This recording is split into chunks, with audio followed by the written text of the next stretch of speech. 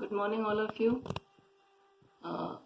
In previous classes, we did the exercises A, B, C, and D, and today we have to do exercise E of the chapter Nutrition in Living Organism Plants.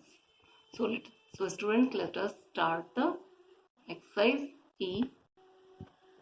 So first question is, why would life not be possible on the earth in the absence of photosynthesis?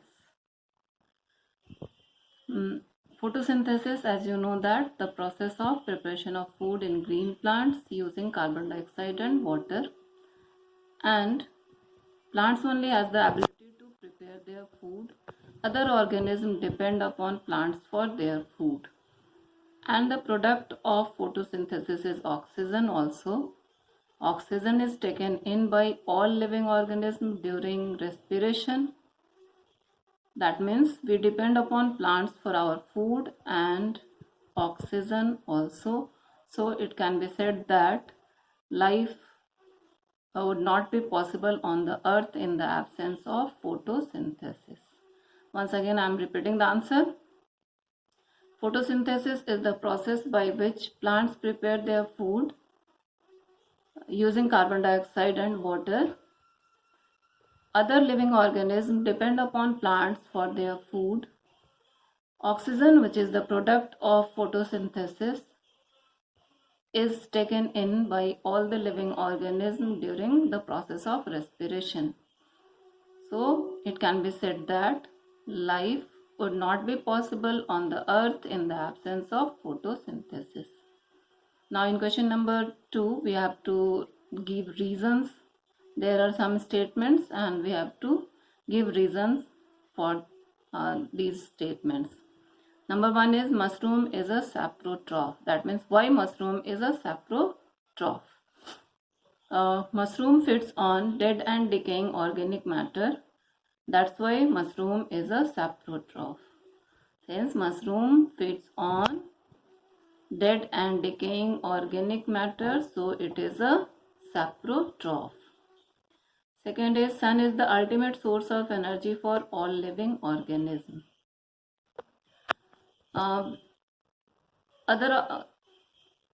Plants prepare their own food and other organisms depend upon plants for their food.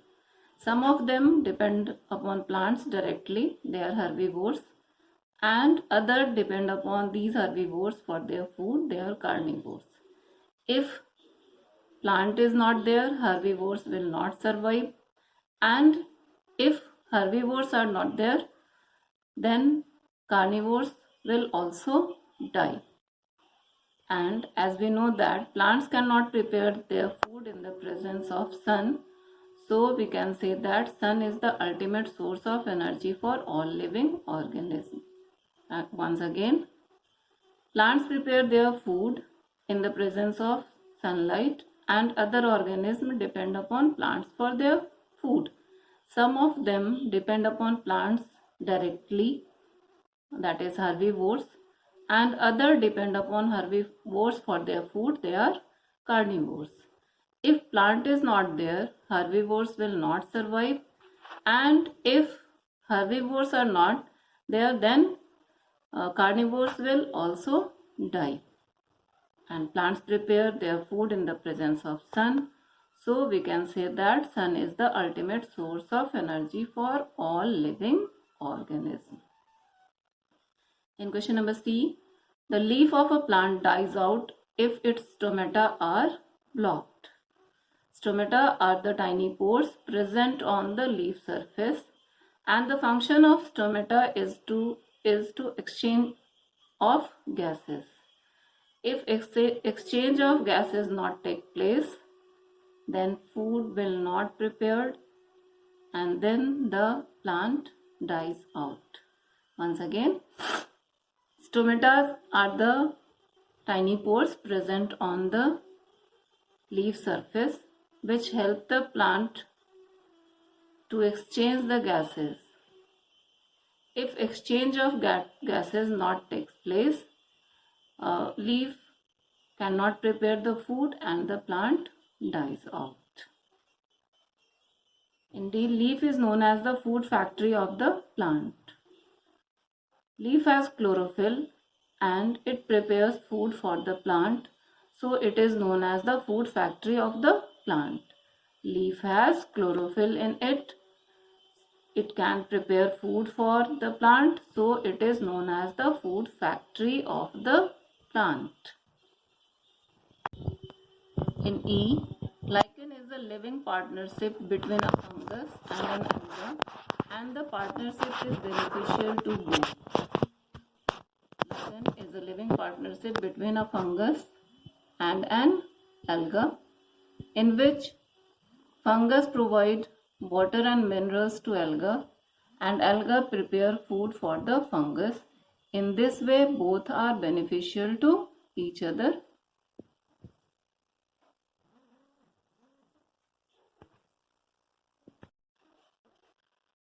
Students, lichen is a living partnership between a fungus and an alga, in which fungus provide water and minerals to the alga, and alga prepares food and provide the food to the fungus, and in this way both are beneficial to each other.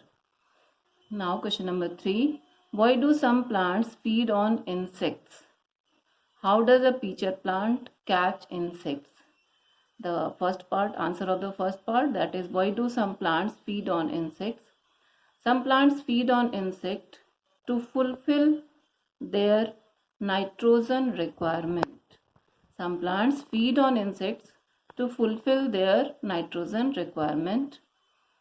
Peach plant is an insectivorous plant in which the leaf is modified into a pitcher with a lid, and the inner wall of the pitcher has downward pointing hairs. When an insect trapped into the pitcher, very easily it goes down and the lid closed. And if the insects want to come out, it will be impossible for that, and then it get digested by the digestive juices secreted by the plant, and nutrients get absorbed in the plant. Again, a pitcher plant is an insectivorous plant in which leaf is modified into a pitcher with a lid. The inner wall of the pitcher has some downward pointing hairs which allow the insects goes down very easily, but when the insect wants to come out, then it will be impossible for the insects to come out, and then digestive juices secreted by the plant and the insect get digested and absorbed in plant. Now fourth question is, how do rhizobium bacteria and leguminous plants help each other in their survival? Rhizobium bacteria lives in the root nodules of leguminous plants, and it converts the atmospheric nitrogen into soluble nitrates. Then these nitrates get mixed up in the soil, and leguminous plants absorb the nitrates mixed in with water, absorb the nitrates with water and used in preparing food.